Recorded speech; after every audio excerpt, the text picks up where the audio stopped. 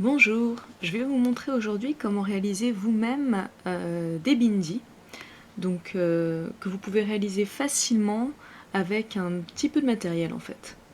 Donc ce dont vous allez avoir besoin tout d'abord, pour avoir un support, pour en fait pouvoir mettre les bijoux et après avoir une surface plane pour que le bindi adhère bien sur votre front, c'est du plastique. Donc en fait le mieux, ou le plus économique en tout cas, c'est de prendre des protège-documents. Donc je vais vous montrer ça. Vous prenez un gros paquet de protège-documents dans ce style-là en fait. Typiquement le genre de pochette que vous pouvez trouver facilement dans pas mal de grandes surfaces ou alors dans des papeteries. C'est-à-dire qu'il faut que ce soit ni trop mou ni trop rigide. Vous voyez, on a un niveau de rigidité qui est un petit peu entre les deux. Donc moi j'en ai déjà découpé un. Sur un, vous pouvez créer plusieurs bindis et laisser tout assécher. C'est aussi une façon efficace d'enchaîner si jamais vous avez envie de faire plusieurs bindis, au lieu que de devoir découper à chaque fois des petits morceaux. Donc voilà, ça c'est pour votre support. Pour la colle, vous avez plusieurs options. Moi j'utilise celle-ci. Voilà, celle-ci. Que vous pouvez trouver dans certaines merceries. Mais peut-être que vous connaissez d'autres options. Moi je suis curieuse de les entendre, hein, parce que bon... voilà, moi c'est celle que j'utilise, mais il y a peut-être d'autres solutions. Celle-ci elle est longue à sécher, c'est-à-dire que concrètement quand vous créez, partez sur une bonne nuit de séchage quand même. Hein. Voilà, donc celle-là c'est Textile Plus, et en fait elle colle... dans le choix de votre colle, ce qui compte c'est qu'elle soit multi-usage. Il faut que ce soit textile, il faut que ce soit aussi métal, etc. Quand vous choisissez une colle, vraiment faites en sorte que cette colle puisse être utilisée pour plusieurs matériaux. Voilà pour la colle. Au niveau du matériel, sinon, vous allez avoir besoin de pinces, de ciseaux, d'une petite pince à épiler aussi. En fait, notamment si jamais vous avez des matériaux à couper.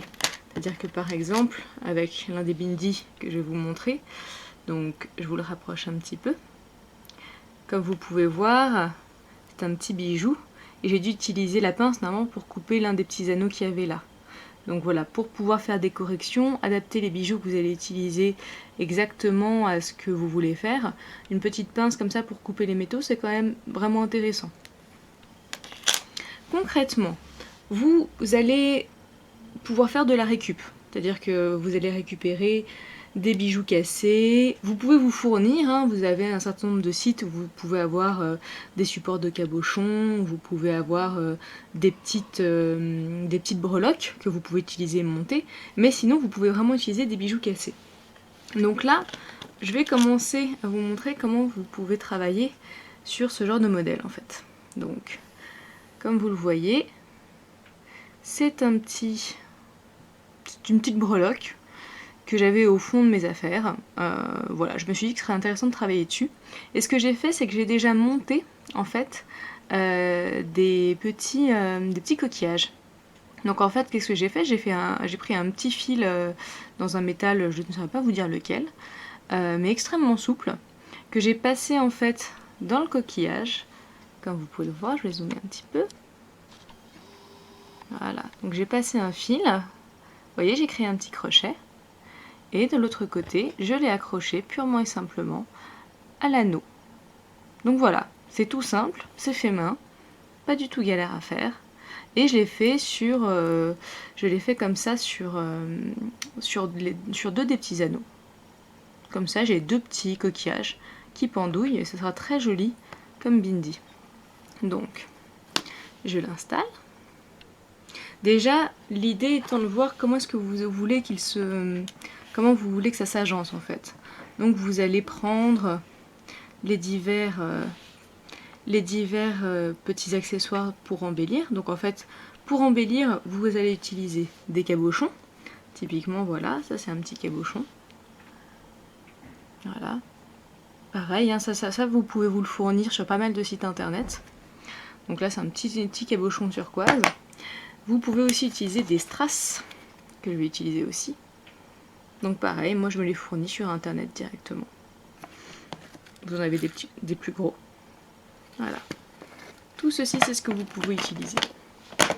Alors, ce que je vais faire, je vais déjà installer un petit peu de colle.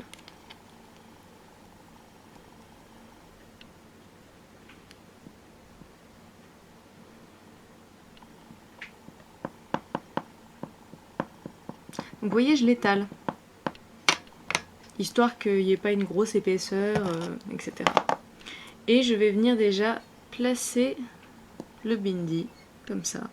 Alors vous voyez, je fais en sorte que là où il y a les petits pendants, ce soit pas en contact. Voilà. Voilà, aussi simple que ça. Ici, j'ai installé un petit peu de colle. Comme ça, je vais pouvoir à chaque fois aller piocher dedans si jamais j'ai besoin. Là, j'en rajoute un petit peu au-dessus. Et je vais pouvoir commencer à installer ce qui m'intéresse. Donc, j'ai mon petit cabochon, là, je vais aller l'installer tout en haut. Celui-là, je vais le mettre directement à la main. Voilà, et vu que la colle met quand même pas mal de temps à sécher, vous avez quand même le loisir de bouger ce que vous installez.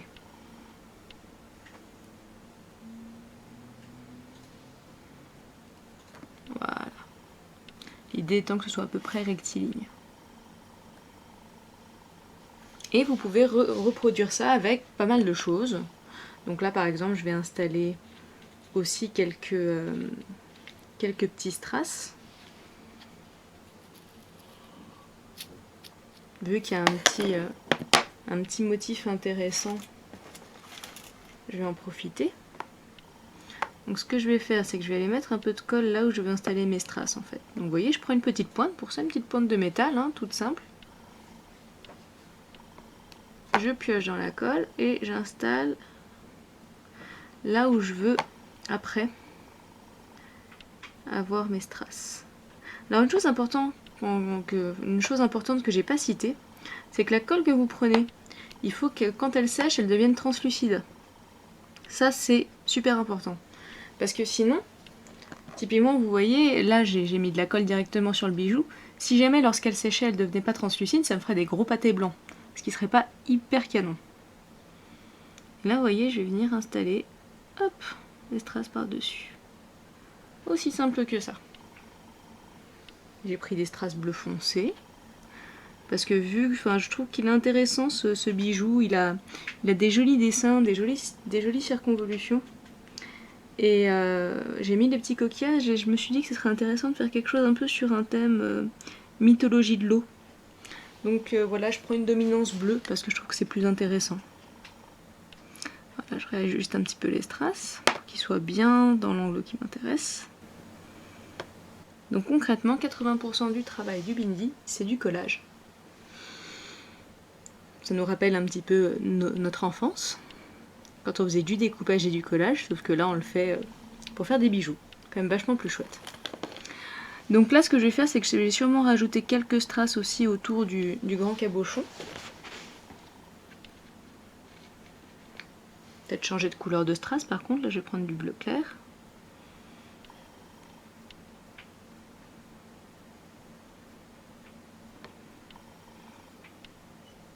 Alors ça demande effectivement un petit peu de précision.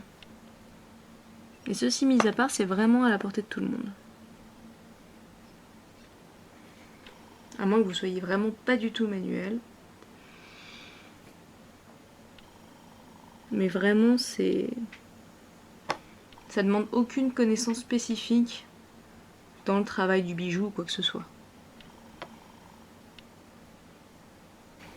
Très bien, je vais rajouter encore un petit strass, juste là au centre, parce que je pense que ce sera intéressant.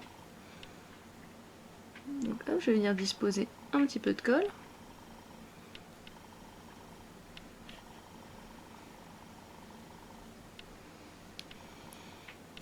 Puis je vais prendre un beau strass turquoise.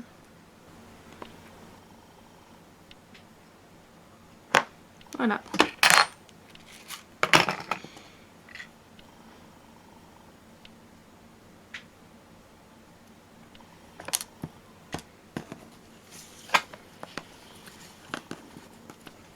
Donc voilà le rendu avant séchage.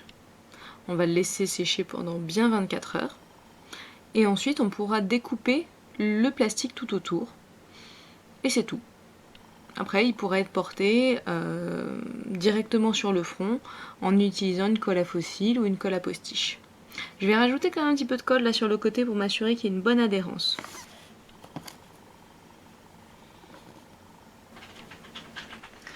Alors voilà, après plusieurs heures de séchage, ce qu'on obtient.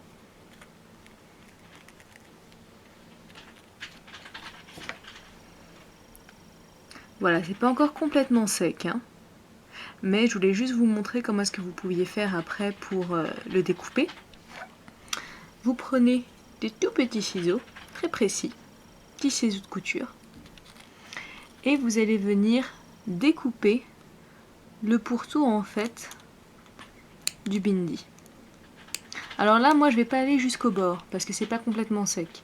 Mais vous, ce que vous ferez, c'est vraiment aller au bord du bijou. Donc voilà, vous découpez simplement.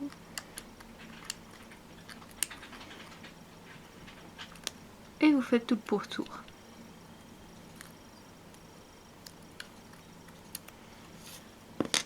Coucou!